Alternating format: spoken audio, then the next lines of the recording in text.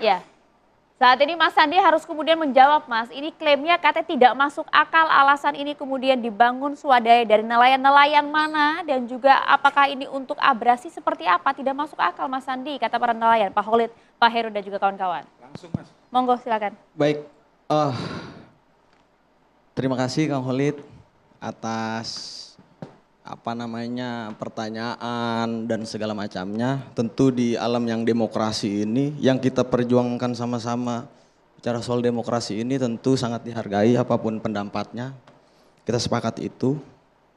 Sebelum kita bicara soal masuk akal atau tidak, saya pun perlu bicara soal bahwa tidak masuk akal juga kalau saya dibilang penanggung jawab pembangunan pagar tersebut. Bahwa kemudian saya muncul dan sampai dengan saat ini duduk di sini, tentu itu dari peristiwa ke peristiwa. Gitu.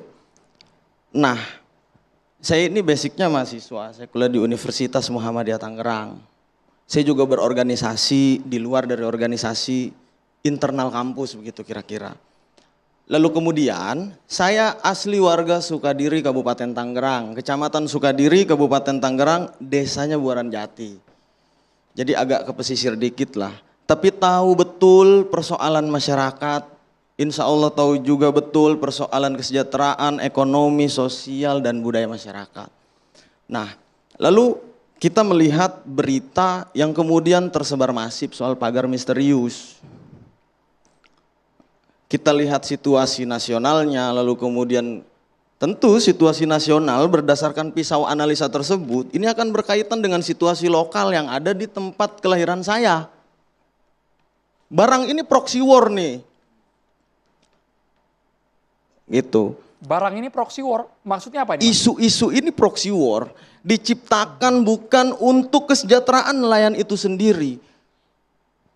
Lalu kemudian jaringan, saya juga perlu jawab bahwa jaringan rakyat Pantura ini juga sudah lama. Tidak ada tadi kaitannya dengan orang tua saya Kang Khalid. Saya menganggap beliau sebagai orang tua saya sendiri. Dengan tadi yang beliau sebutkan. Tidak ada, saya punya simpul-simpul di setiap desa dan segala macam. Namun belum memang nelayan. Nah lalu saat peristiwa itu muncul, barulah kemudian kita bertemu dengan para nelayan dari simpul-simpul yang kita punya. Lalu kemudian kalau ada yang tidak sepakat, ada yang sepakat dan segala macam, ya itu sah-sah saja. Kapasitas saya di situ sebagai mahasiswa yang kuliah di kota, tidak ingin membiarkan kampung halaman saya diobrak-abrik begitu saja, clear sampai situ. Lalu kemudian akhirnya saya bicara melalui konferensi pers, tidak ada satu kata pun saya bilang. Saya tidak menyebutkan satu kata pun bahwa saya sebagai penanggung jawab itu. Itu clear, ada videonya. Lalu saya bilang, saya miris dalam konversi itu kira-kira begitu ya. Saya miris di alam demokrasi yang kita perjuangkan sama-sama dengan darah, air mata, bahkan nyawa. Sampai dengan hari ini, tapi kemudian sudah membabi buta framing-framing yang dilakukan oleh media-media ini. Sampai media-media besar pun yang dulunya saya percaya banget, Bang, bilang saya penanggung jawabnya. Tidak ada padahal di dalam konversi itu. Sebentar Mas Andi, narasinya mungkin bisa diputar karena hampir di seluruh media, ini media yang firm ya, media bukan media abal-abal, menyatakan bahwa iya betul JRP yang bertanggung jawab, yang mengaku memasang ini merupakan swadaya masyarakat nelayan setempat. Koreksi Mas kalau salah Mas supaya ini tidak jadi hoax. Saya tidak tahu ya cara kemudian media ini bisa begitu segala macam. Yang jelas kan patokannya harusnya pada statement, pada doorstop. Kalau konvers ya konversnya, segala macam kan seperti itu. Saya ingat betul. Bahkan saya putar berkali-kali videonya, tidak ada saya menyebutkan hal seperti itu. Kapasitas saya adalah meluruskan informasi. Kalau tadi katanya ada setengah PA, bahwa Tuhan menciptakan makhluk berpasang-pasangan. Ada baik, ada buruk. Tidak boleh juga kita bilang ini baik, baik terus. Tidak boleh juga kita bilang buruk, buruk terus. Lalu kami melakukan random sampling. Sebelum kita masuk pada konvers, kita lakukan tuh random sampling. Ada berapa nelayan yang ditanyai Mas? Oh, masyarakat bukan hanya nelayan. Masyarakat ada Begitu. berapa banyak? Ya kalau masyarakat di pesisir itu berjuta-juta ya. Ada berapa desa berarti? Oh. Yang random sampling itu tadi kan? Ya tersebar di beberapa desa, tentu tidak sampai ke Pontang. Karena belum sampai sana begitu kira-kira. Boleh disebutkan Mas nama desanya Mas? Agar kita Misalnya, pahamin nelayan mana? Di desa Karangserang, lalu di desa Keronjo juga ada. Nelayan juga kan bukan 1-2 orang, banyak. Ada pro ada kontra, ya sok-sok mangga. Lalu ada di desa Kohot dan segala macam. Lalu ada berapa? Ya kira-kira ada 100 sampai 150 orang lah kita melakukan random sampling. Itu tidak sampai ke desa Pak Holid dan Pak Heru ya? Pak Holid itu kan di Pontang setahu saya. Tidak ya berarti ya? Oh iya, tidak. Nah lalu kemudian saya bilang dalam random sampling tersebut ya kita tanya tentang eksistensi objek tersebut. Gitu. Ada yang jawab tahu, ada yang jawab tidak dan segala macam. Lalu ada yang menjawab, saya tanya ini dari mana, kan tidak mungkin seperti kisah-kisah Candi Prambanan yang dibangun oleh segala macam, tidak mungkin kan tiba-tiba ada. Lalu oh swadaya masyarakat dan segala macam, oh swadaya ya, saya pikir lagi, lalu bisa jadi juga swadaya, kan seperti itu. Karena di negeri ini dalam membeli pesawat pertama di negeri ini juga swadaya setahu saya di Aceh. Begitu berarti kira-kira. yang diajukan Mas Sandi ke nelayan dan juga masyarakat, pertanyaannya sifatnya tertutup, hanya iya tidak? Atau ada juga pertanyaan terbuka yang kalian mendukung nggak dengan adanya pagar laut ini? Saya nggak sampai situ. Oke. Karena framingnya pagar ini misterius dan segala macam. Tahu atau tidak, sumbernya dari mana, kan itu aja kira-kira. Tapi clear itu dijelaskan oleh para nelayan yang Anda tanyai bahwa ini adalah swadaya. Pakai uang kami sendiri. Masyarakat. Oke. Masyarakat. Ada juga dari sebagian mereka yang nelayan kan? Ya ada, itu kita juga ada. Ada juga organisasiran kita yang nelayan ada juga. Jadi ya inilah dalam demokrasi gitu yang kita cintai sama-sama. Lalu kemudian ya random sampling. Kalau bayangan kita kayak ini loh, apa survei pemilu dan segala macam, tidak ada juga tuh nama-namanya. Saya juga tidak tahu ketika saya bertanya, saya tidak berhak dong menghakimi yang menjawab. Misalnya, kamu tahu nggak ini eksistensi objek tersebut? Ah bohong lu, kan gitu nggak mungkin saya begitu kan. Kamu tahu nggak ini dan segala macam, nggak mungkin.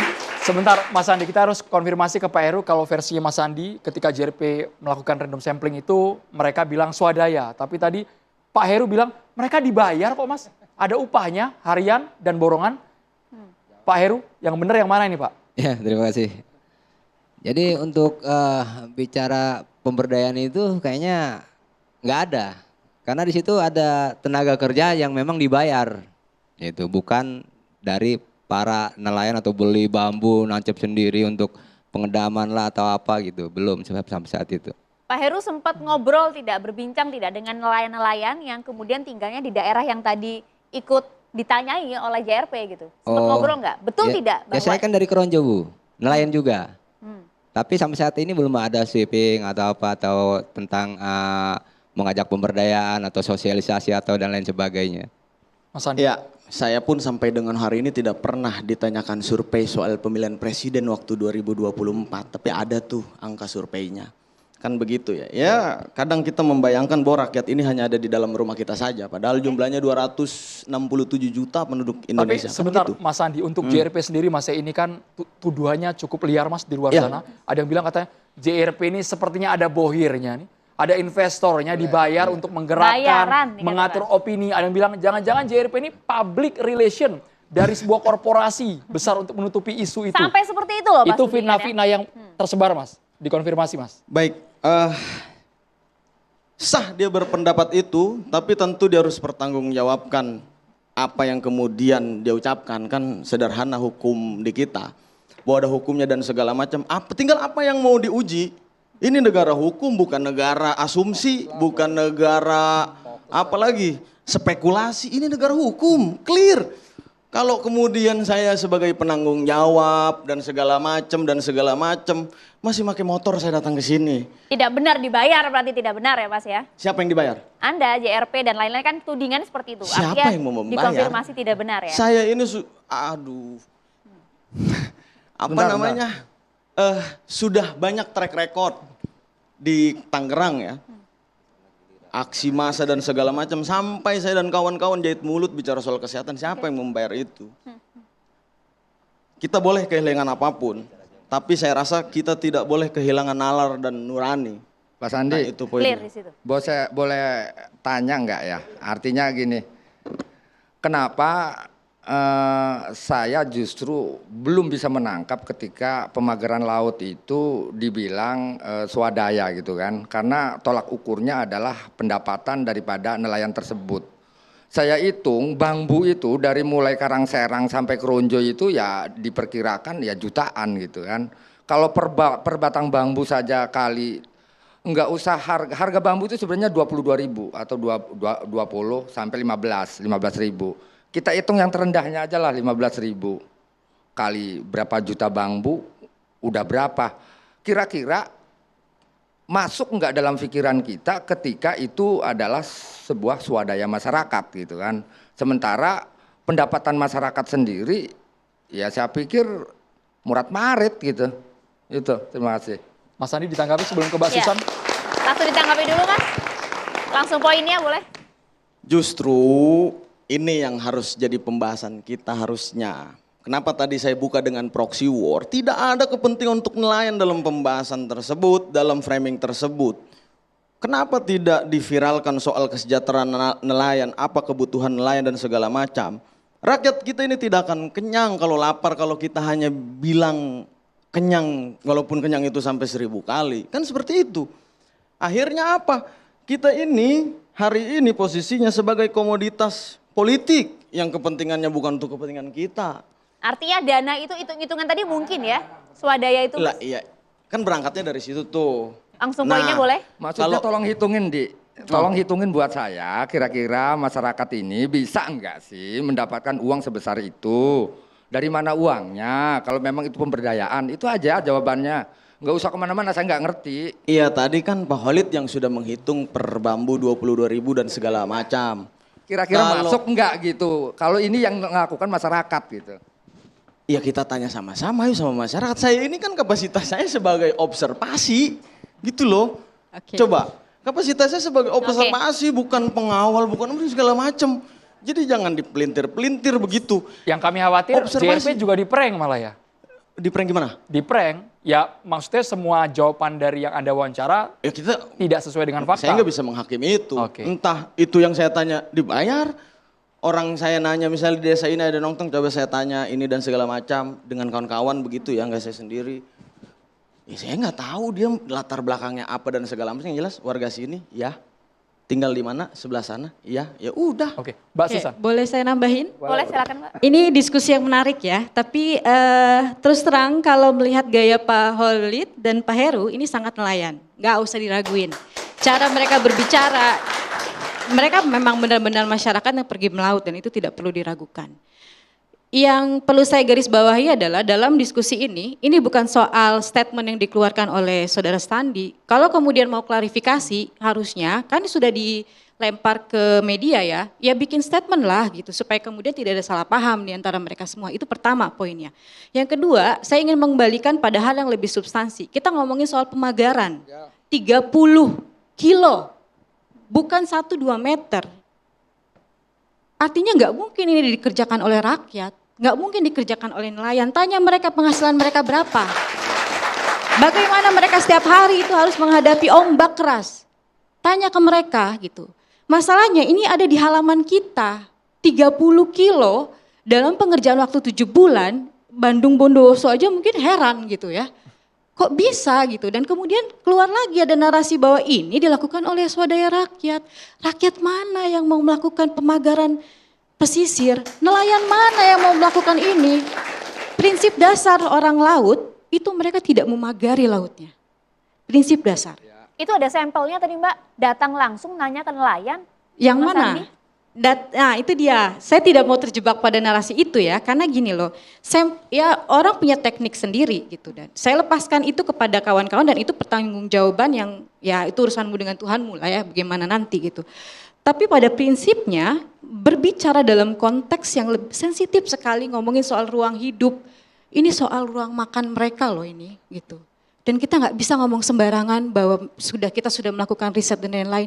Kami juga turun ke sana. Tapi kami nggak mengeluarkan data yang sedemikian ekstrim dengan mengatakan yang aneh-aneh. Yang kita mau tuju saat ini adalah siapa yang kemudian membiarkan 30 kilo itu terbangun. Dan untuk apa? Itu aja. Itu yang harus kita jawab bersama Mbak Susan. Kami juga akan menghadirkan pihak pemerintah. Kenapa pemerintah kesana kecolongan? Kok bisa tiba-tiba ada dalam waktu 7 bulan? Sesaat lagi di Catatan Demokrasi pemirsa.